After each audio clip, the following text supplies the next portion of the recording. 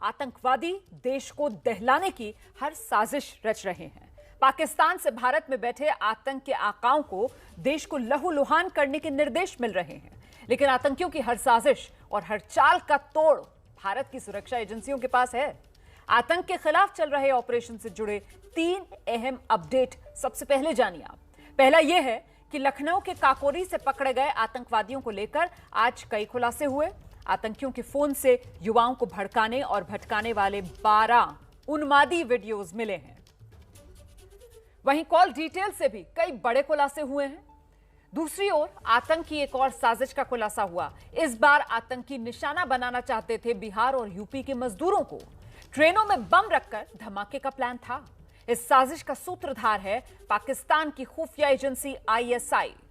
और तीसरी महत्वपूर्ण खबर जम्मू कश्मीर से, जहां सुरक्षा बलों को डबल कामयाबी मिली है। पुलवामा में 3 आतंकवादियों को ढेर किया गया। वहीं कुलगाम में 20 किलो IED को जब्त कर डिफ्यूज कर दिया गया है।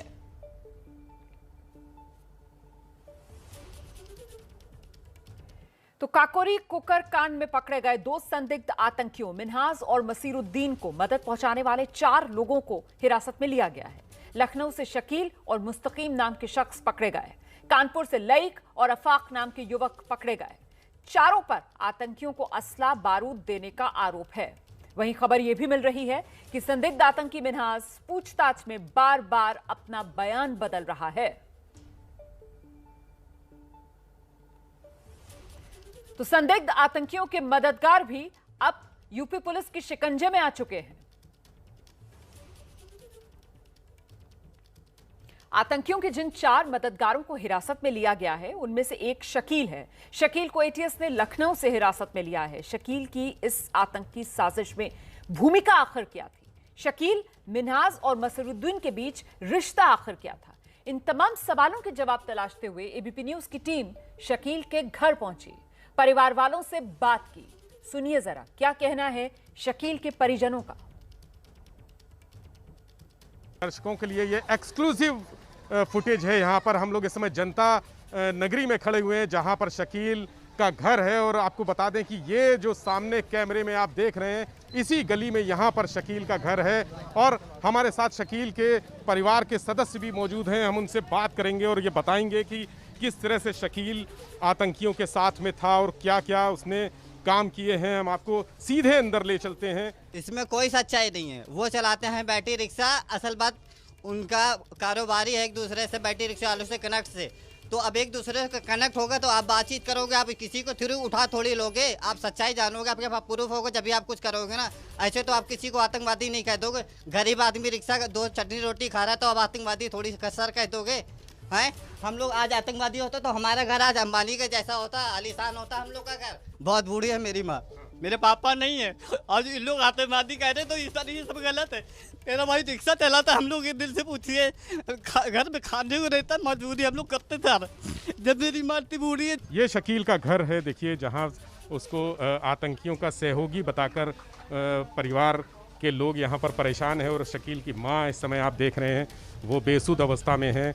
और उनका कहना है, इनके परिवार वालों का कहना है कि शकील का कोई इस तरह से इन्वॉल्वमेंट नहीं था। जो आतंकवादी पकड़े गए हैं मिन्हाज और मसीरुद्दीन, उनसे किसी भी तरह का उनका कोई लेना देना नहीं है। वो ई-रिक्शा चलाता है और मेहनत की रोजी रोटी कमाता है। मेरे चचा को गिरफ्तार क्यों करा गया, क्या वजह? वो तो ऐसा कुछ काम भी नहीं करते हैं ना, और ना वो ये आतंकवादी सब मैटर में पढ़ते हैं। उनको बेफर्जी के लिए गिरफ्तार कर। आप लोग की लगातार उनसे बात हो रही? जी, उधर हाल हुई थी। अभी कितने दिन पहले बात? अभी कल भी आए थे, हम लोग से मिल के गए थे। क्या कह रहे थे? कुछ बात की थी उन्होंने? नहीं, बस हम लोग से जैसे बोल चाल होती वैसे ही बोल चाल हो रही थी। बेफर्जी के लिए उनको गिरफ्तार करा गया। वो ये सब आतंकवादी में नहीं पढ़ते हैं। आप उनकी सिस्टर हैं? अच्छा, आप उनकी वाइफ हैं। क्या आपकी कब मुलाकात हुई, कब बात हुई उनसे आखिरी बार? सुबह 7 बजे गए अपना ई रिक्शा चलाने। वो जैसे सुबह 7 बजे निकल जाते, शाम को 8 ही बजे आते हैं। आप यहीं पे रहती हैं? जी नहीं, हम अलग रहते हैं, यहाँ नहीं रहते हैं। अच्छा, जब ये खबर मिली कि उनको ATS ले गई है, पुलिस ले गई है, तो क्या आप यहाँ पर आई हैं? क्या इनसे माताजी से आपने बात की है? जी, अभी मेरी किसी से बात नहीं। मेरी सास की बहुत ज्यादा तबीयत खराब है, हम तुरंत आए। मेरे पास कॉल आया बस। क्या कॉल आया था? किसका कॉल आया था आपके पास? मुझे पता नहीं है, रॉन्ग नंबर आया था क्या बोले थे वो? कि मेरे ई रिक्शा वहाँ पक्के पुल पे खड़ा है और शकील को गिरफ्तार कर लिया गया। वो सुबह ई रिक्शा निकालते हैं, शामी में खड़ा करते हैं और मेहनत करते हैं, सब में कुछ नहीं पढ़ते हैं। तो शकील की गिरफ्तारी के बाद परिवार वालों का पक्ष आपने सुन लिया। वैसे शकील की भूमिका क्या है ये तो अब देखिए आगे की जांच में ही पता चलेगा, लेकिन इस सब के बीच कई और खुलासे। लखनऊ में संदिग्ध आतंकियों की गिरफ्तारी के बाद जो हो रहे हैं उसमें एटीएस की रिमांड में चल रहे संदिग्ध आतंकी मिन्हाज और मसीरुद्दीन के मोबाइल में 12 वीडियोस मिले हैं। दावा यह है कि ये वीडियो उनके हैंडलर्स ने भेजे।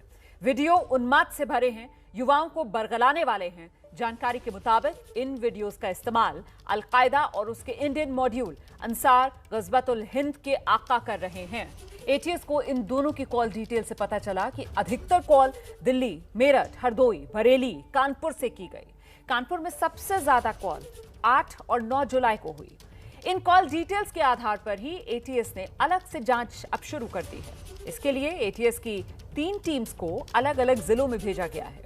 मिन्हाज ने 4 बार नेपाल में 2 अलग अलग लोगों से भी बात की। इनकी जानकारी भी अब जुटाई जा रही है।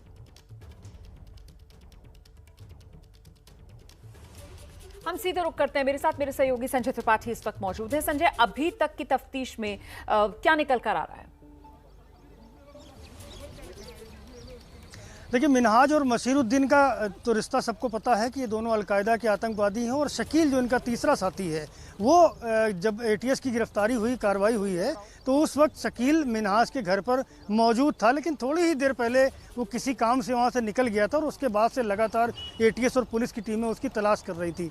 आज उसको और 3 अन्य लोगों को हिरासत में लिया गया है मिन्हाज और मसीरुद्दीन से कनेक्शंस के चक्कर में। एक और जानकारी रोमाना आपको देता हूँ कि मिन्हाज बहुत शातिर किस्म का आतंकी था। जब एटीएस की टीम उसके घर पहुंची है तो 2 मोबाइल वो इस्तेमाल करता था। एक मोबाइल जो अहम मोबाइल था जिसमें सबसे ज़्यादा जानकारियां एटीएस को मिल सकती थी, वो इमीडिएटली उसने कोई ऐप का बटन दबाया और वो इमीडिएटली ब्लास्ट हो गया गर्म होकर के।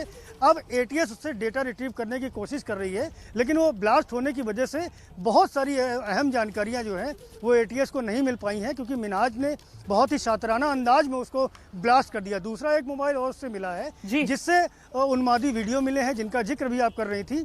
12 उन्मादी वीडियो मिले हैं जिनसे रेडिकलाइज करने का काम किया जाता था। लोगों को कट्टरपंथी सोच उनमें कैसे डाली जाए वो वीडियो उसके लिए इस्तेमाल किए जाते थे। इसके अलावा जो इनके कनेक्शंस हैं, अब लगातार जिस तरह से एटीएस इनसे पूछताछ कर रही है, कस्टडी में कई जानकारियां मिल रही, कई सूचनाएं मिल रही। तो सूत्र हमें बताते हैं कि कल या परसों के भीतर मिन्हाज को कानपुर भी ले जाया सकता है। कानपुर में उसका कनेक्शन रहा, क्योंकि जिस कुकर बम से ब्लास्ट करना था उस बम का बारूद और दूसरा सामान कानपुर से भी लिया गया है। इसके अलावा 2 सिम कार्ड ऐसे लिए गए हैं जो प्री एक्टिवेटेड थे और साथ ही साथ कुछ फंड भी उसको कानपुर से मुहैया कराया गया। बहुत बहुत शुक्रिया आपका संजय त्रिपाठी इस तमाम जानकारी के लिए। तो रिमांड पर हैं अभी ये दोनों संदिग्ध आतंकी और जैसे जैसे इनसे पूछताछ हो रही है, जांच एजेंसियों का दावा ये कि साजिश की परतें खुलती जा रही हैं।